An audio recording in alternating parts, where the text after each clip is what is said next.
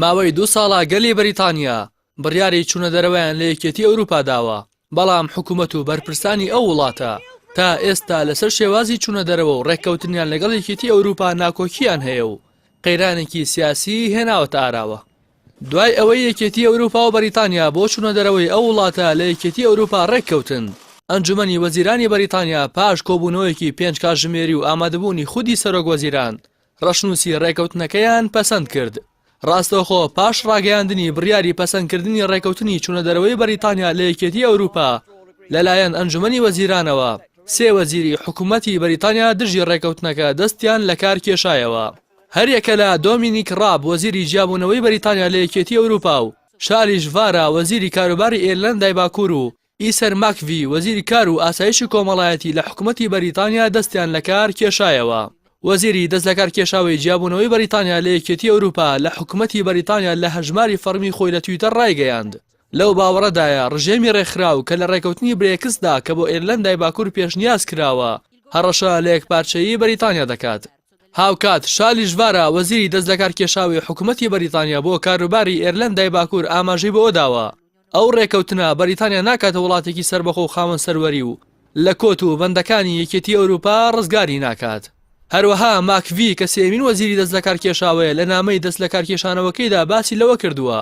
ئەو ڕێکەوتنی دوێنێ هێنراوەتە بەردەم کابینەی حکوومەت ڕێزی دەرەنجامی ڕیفراندۆمی دەرچوونی بەریتانیا لە یەکێتی ئەوروپا ناگرێت.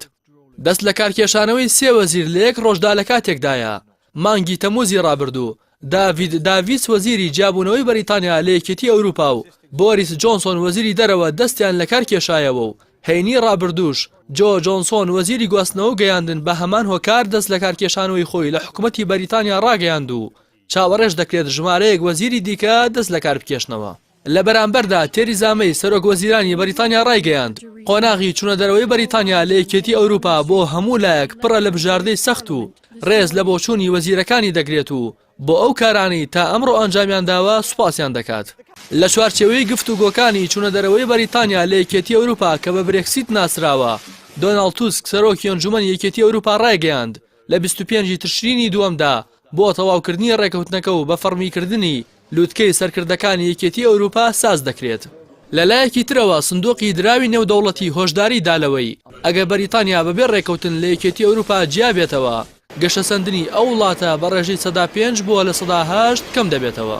هەستیارترین بابەتی ڕێکەوتنی جیابوونەوەی بەریتانیا لە یەکێتی ئەوروپا کە لە 585 لاپەڕە پێک دێت کێشەی سنووری نێوان کۆماری ئێرلەندا و ئێرلەندای باکوورە. لە کاتێکدا لە تێکستی ڕێکەوتنەکەدا بە هیچ جۆرێک ناوی هەردوو هەرێمی سکۆتلەندا و وێڵز نەهاتووە، 3 جار ناوی ئینگلتەرا و 100 جاریش ناوی ئێرلەندای باکوور هاتووە. بەپێی ڕێکەوتنەکە بەریتانیا لە 29 ئازاری 2019ەوە کە بە فەرمی لە یەکێتی ئەوروپا جیا دەبێتەوە قۆناغی ڕاگوزەری بۆ ماوەی نزیکەی 2 ساڵ دەست پێ دەکات و تا ئەو کاتە بەریتانیا لە ئەندامێتی یەکێتی ئەوروپا بە تایبەتمەندێتی جیاکەرەوە بەردەوام دەبێت و پابەندیش دەبێت بەو ئەرکانەی دەکەونە سەری. I believe that, and